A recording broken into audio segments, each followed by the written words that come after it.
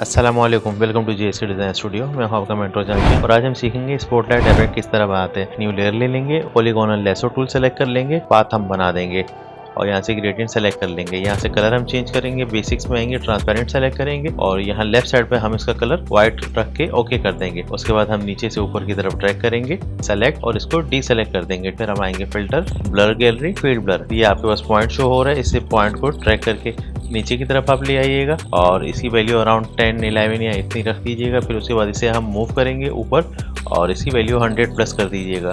Enter press करेंगे।